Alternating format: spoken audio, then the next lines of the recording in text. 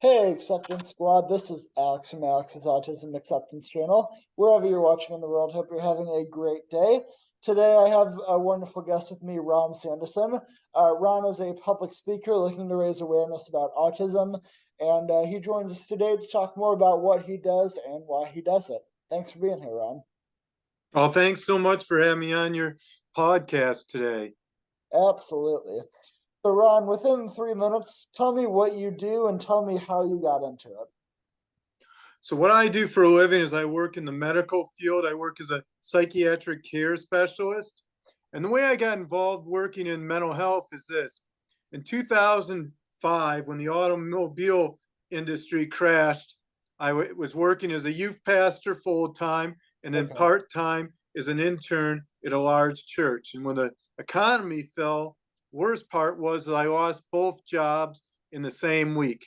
And I began working in the mental health field 15 years ago, and I'm still working there today. I got a lot of gray hair from working in the mental health field, but That other than that, it's happens. been a great career. And the way I began working there is I turned my resume to Havenwick Hospital 15 years ago in March, and I didn't hear anything back. Hmm. 2 months later, I was working at Comfort Keepers in a nursing home, visiting this old lady whose family paid for me to come visit her. And I overheard someone say, I work at Havenwick Hospital on the staff of the nursing home. And I said, I've turned in my resume there. I've called them and I never heard back. And they said, the reason you never heard back is they only hire from within inside. So if you show up tomorrow, I'll talk to my boss, Tori, tonight, and they'll hire you tomorrow morning at 10 a.m. So I came at 10 a.m. and I got a job there, and I've been working there ever since. And the main duties of my job is I do rounds on patients, make sure that they're safe. I do 2 groups every day during work where I teach on mental health, different subjects that are each about 45 minutes long, the groups. And then I also do charting on patient and then patient care. And I work 3 days a week. And in 3 days, I do 40 hours. And then 4 days a week, I'm on the road speaking, doing podcasts, writing my books. I have 3 traditionally published books, 2 books that were in Barnes and Nobles, Views from the Spectrum, A Window on Life and Faith and Neurodivergent Child Wow. was in Barnes and Nobles, and it was an ND's finalist out of 5,000 books. It finished 5th in parenting and family relationships. And my first book, A Parent's Guide to Autism, Practical Advice, Biblical Wisdom, was a top selling Christian book on autism all time. It was in Barnes and Nobles. Also, it's on Amazon. All my books are on Amazon's and we're in Barnes and Nobles. And I just finished writing a 4th book on autism growth and transitioning to adulthood, which I hope to get published soon.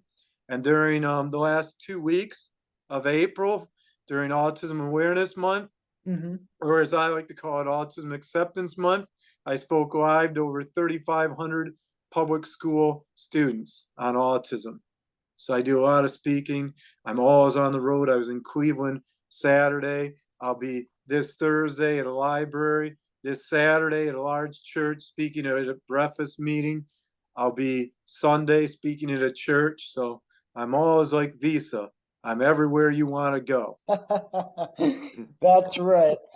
Wow, that is amazing, Ron. I didn't understand how prolific you were. That's incredible. I'm sure you've had an incredible journey, and it's amazing what you've been able to accomplish. Oh, Well thanks done so to you. much. Why have you decided to do this as your career, mental health? So, what made me decide I want to be involved in the autism speaking circuit, as I call it, is And this. autism speaking, yes. Yeah, yeah. What made me decide is only 3% of people with autism are gainfully employed. Mm, 20% of people with autism will have a full time job, but of that 20%, only about 30% have that job in their career area. And also, about 90% of all people who have autism, who have a college degree, are underpaid.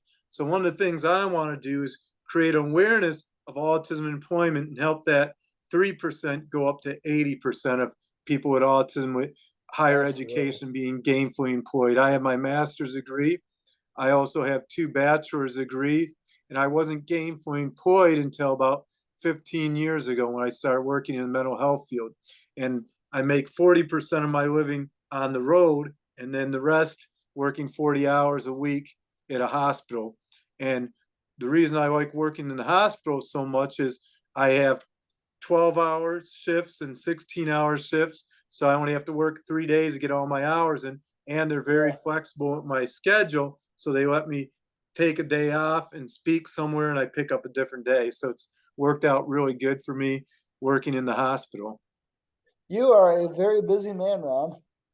Oh, How, thanks.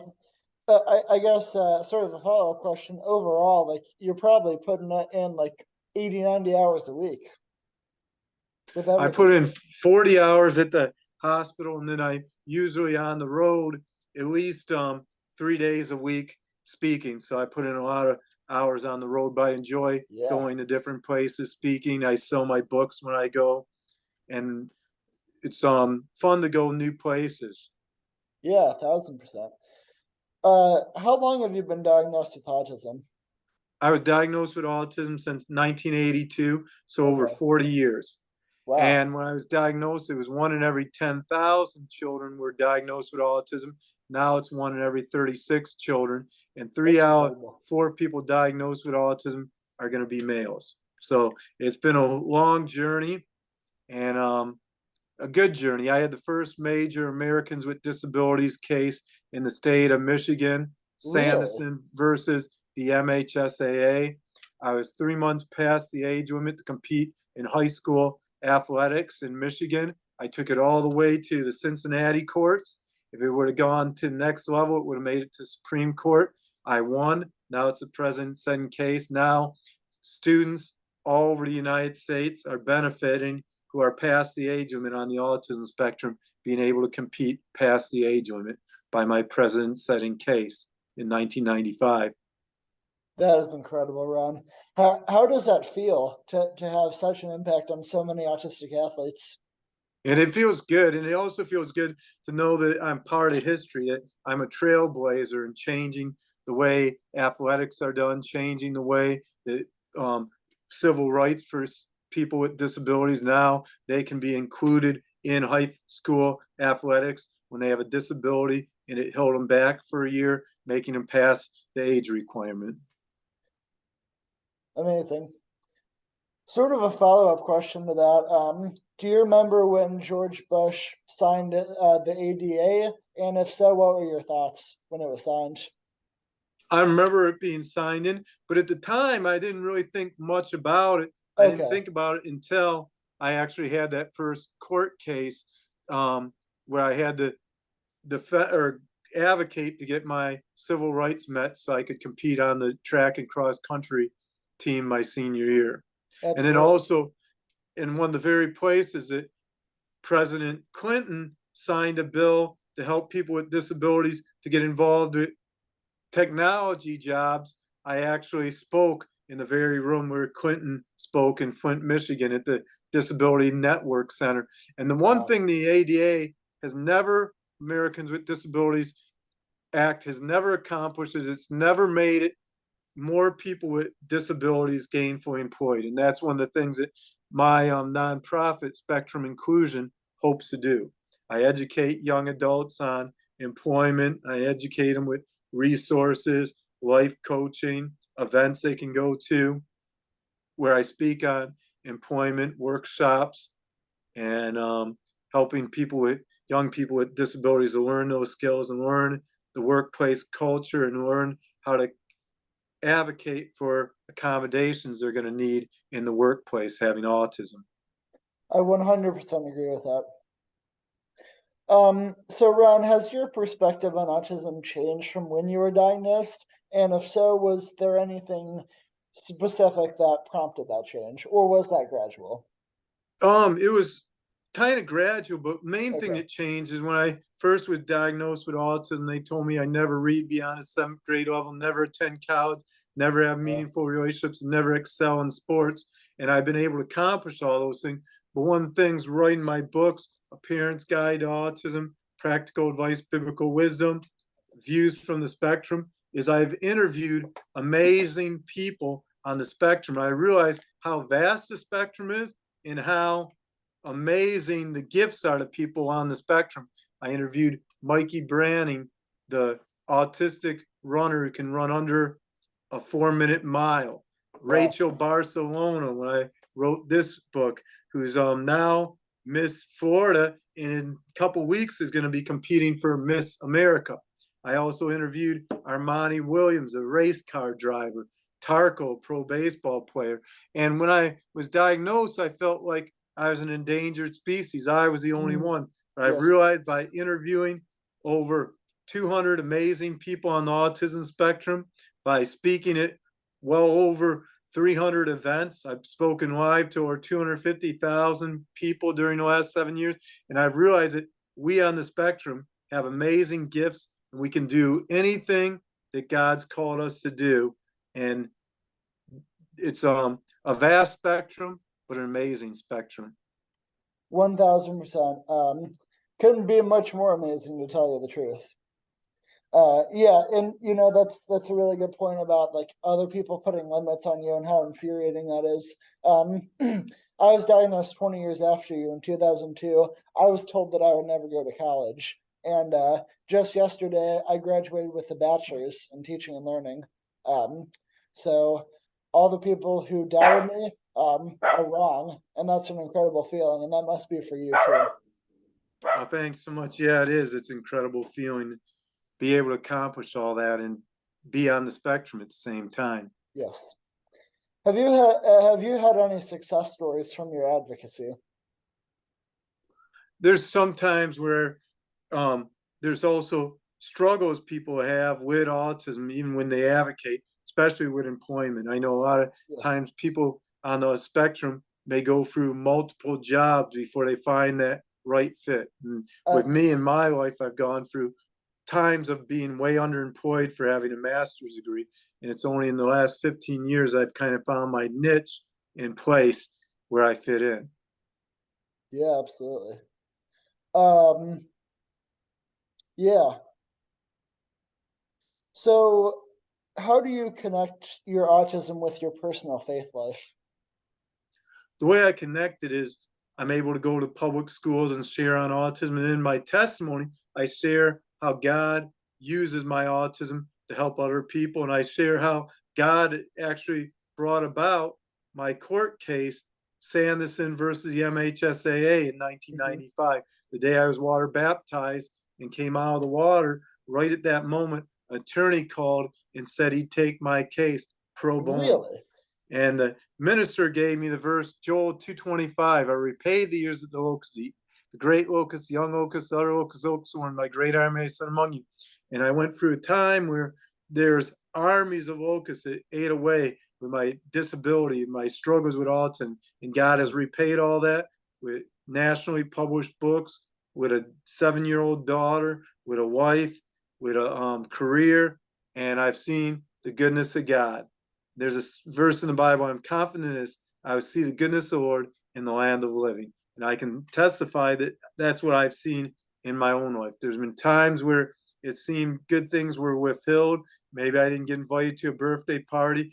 I even had a situation kind of like yours with the teaching where you lost your teaching position only with me. I was a TA, teacher's assistant in college.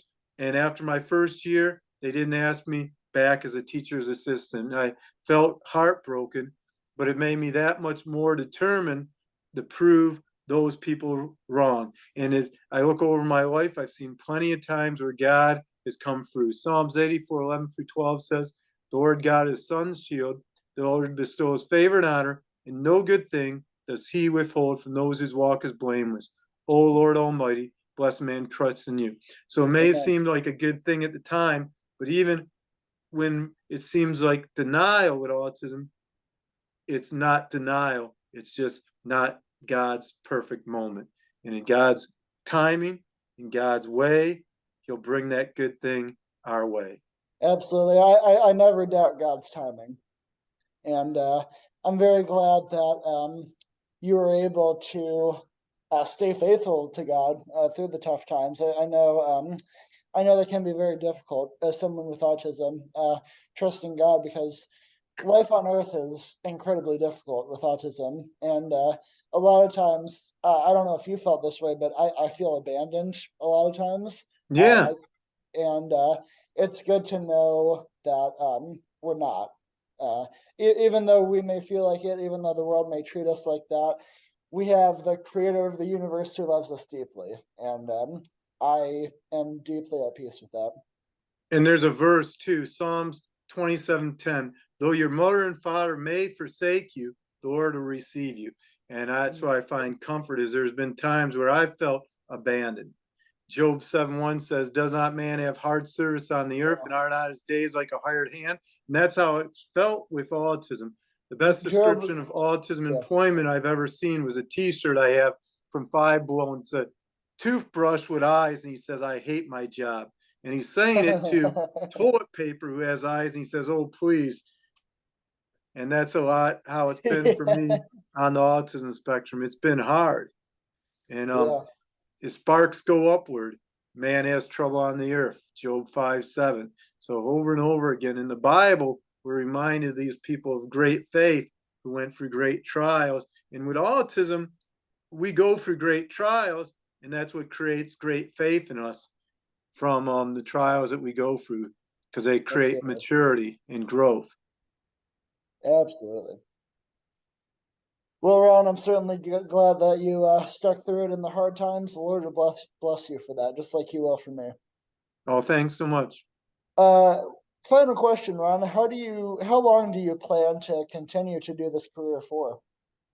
So I plan on working in the mental health field 5 more years, will give me 20 years in the mental health field. And then I hope to be a full-time motivational speaker and author. This about a month ago, I had an opportunity and it ended up not working out as I wanted, but that would have opened the door for me to just do full-time speaking. So I'm right at the edge of being able to just be a motivational speaker with autism and an author, but I just got to get a little closer. So no more than 5 years, I hope to work in the mental health field. And then I hope to full time be a speaker and travel the country, writing my books. I'm already beginning my 5th book on autism and mental health. So I'm hoping soon to just be able to do that. 5 years at the longest. So Amazing. Ron Sandison, everyone. Definitely the most influential person I've ever interviewed. I greatly appreciate you coming on, and I can't wait to see what you do in the future, man. oh, thanks so much and God's blessing. And I'll end God's with a blessing. verse. Absolutely. James 1:17 says, every good and perfect gift comes from above, coming down from the Father of heaven and lights, do not change the shifting shadows. So even when the darkness comes, God isn't changing. Amen, brother. Thank you, Ron. Thanks so much for having me. All right.